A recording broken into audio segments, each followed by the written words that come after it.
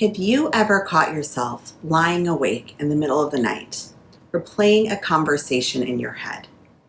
Maybe someone didn't reply to your email or just seemed a bit off in a meeting, and this made your mind start to spin. You might be asking yourself, did I say something wrong? Are they upset with me?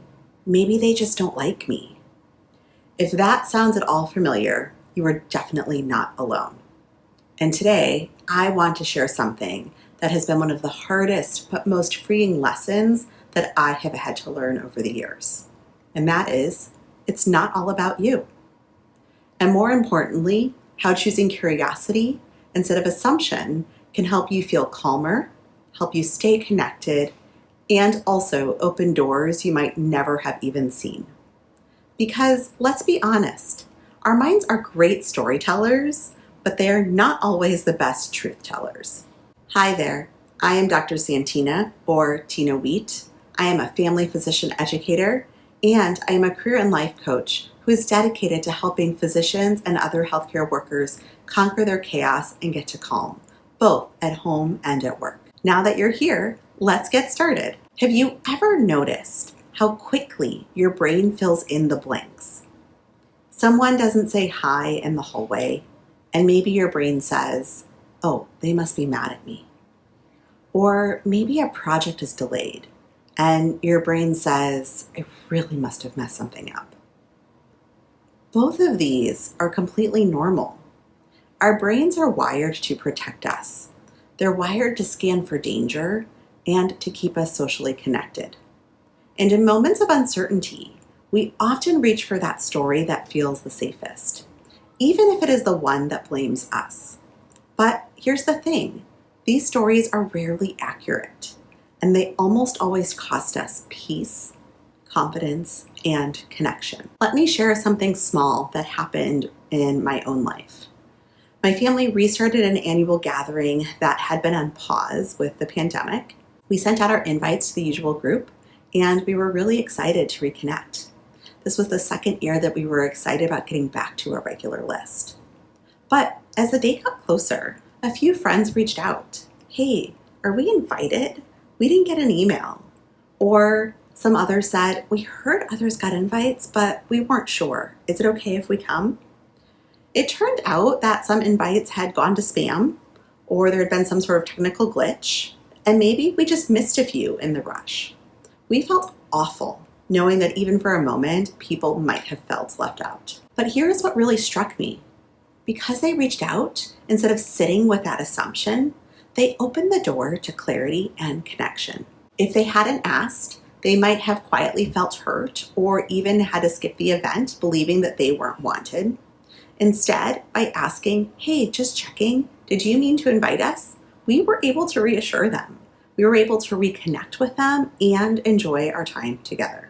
Just that one moment of curiosity turned what could have been a rift into an opportunity for reconnection. This same lesson shows up all over the place in our professional lives, where so much is outside of our control. Not too long ago, I was considering a transition, and someone had previously told me to apply to their company. And I was excited and applied quickly. But within a day, I got a rejection email. Old me would have immediately thought, wow, I guess they changed their mind about me.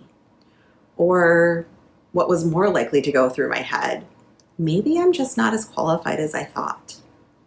But instead, I decided to get curious. My friend reached out to me and encouraged me to apply, and I actually explained what happened. It turned out when they looked into it, the job had been filled the night before, and the system auto-rejected everyone who applied afterwards.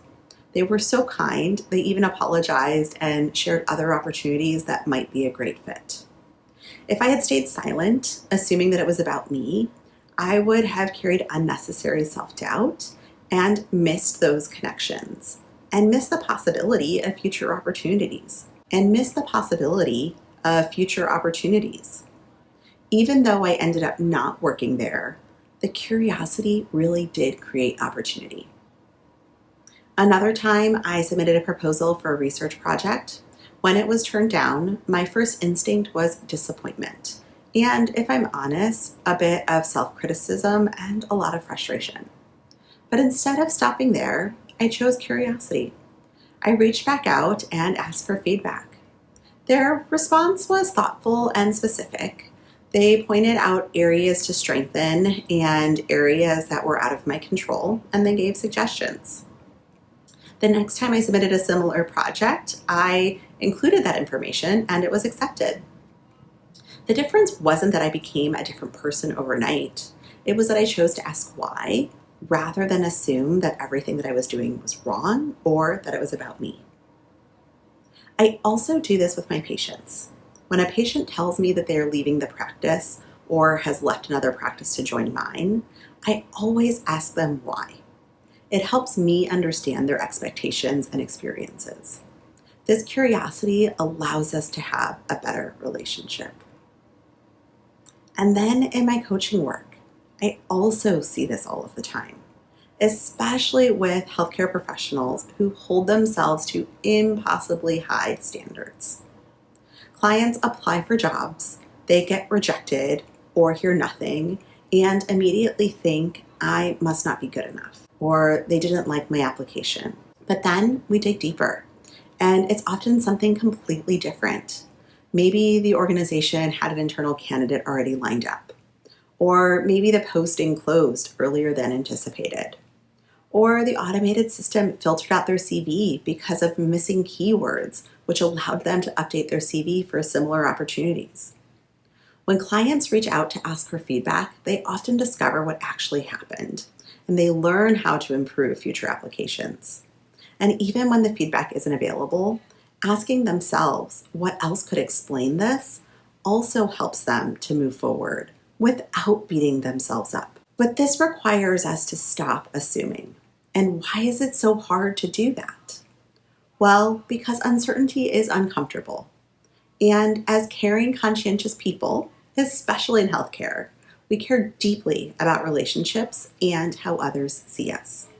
So our brains try to protect us by writing stories, even if those stories hurt us, particularly when they protect others. But here is why choosing the curiosity matters. It keeps us open, it preserves connection, and it protects our sense of self-worth, especially from those things that we cannot control.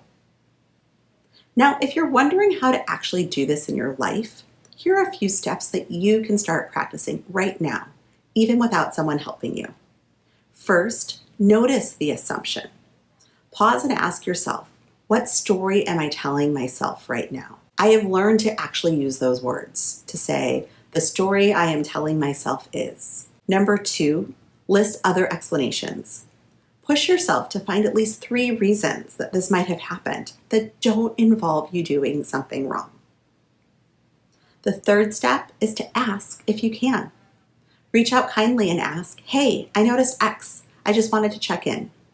You'll be surprised how often this leads to clarity and relief. Number 4, remember your worth. Rejections, delays, misunderstandings, they are part of every career and every relationship. They do not define your value. In the end, it really isn't all about you.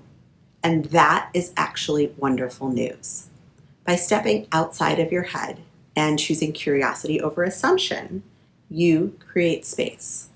You create space for growth and learning. You create space for deeper connection, and you create space for new opportunities you might have never seen.